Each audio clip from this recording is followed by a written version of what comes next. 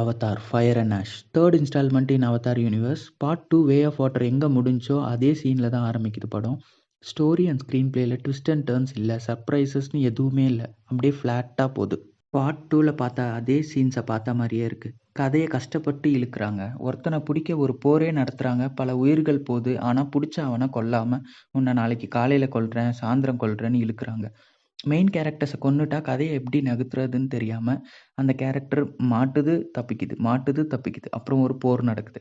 இதே ரிப்பீட் மோடில் 2 பார்ட்டாக காட்டினதுனால எதுவுமே கதையில் புதுசாக இல்லை.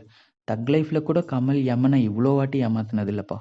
ஃபர்ஸ்ட் பார்ட் நியூ யூனிவர்ஸ், புது எக்ஸ்பீரியன்ஸ், அந்த விஷுவல் எல்லாம் பயங்கரமாக இருந்துச்சு, ஸ்டோரியும் இருந்துச்சு, அவ்வளோ ரசித்தோம். Second part ocean under water, செம்ம visual treat, but story week.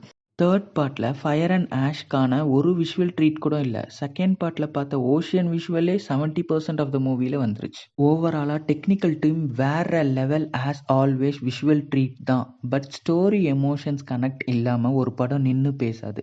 James கேமரான் வேற யூனிவர்ஸ் கிரியேட் பண்ணலாம், கதை இல்லாமல் இந்த கதையை இழுக்கிறதுக்கு. இது கண்டிப்பாக தேட்டர் மூவி தான். தேட்டரில் மிஸ் பண்ணால் இந்த படத்தை பார்க்கவே வேணாம். டிவி மொபைல் ஸ்க்ரீனுக்கு இல்லை இந்த படம். கண்டிப்பாக கிட்ஸ்க்கு பிடிக்கும், அவ்வளோ விஷுவல் ட்ரீட் இருக்குது. 3D ஐமேக்ஸ்னு பாருங்கள். பிஃபோர் வாட்சிங் பார்ட் 3 1 and 2 ரீகேப் பண்ணிவிட்டு இல்லைனா பார்த்துட்டு போங்க.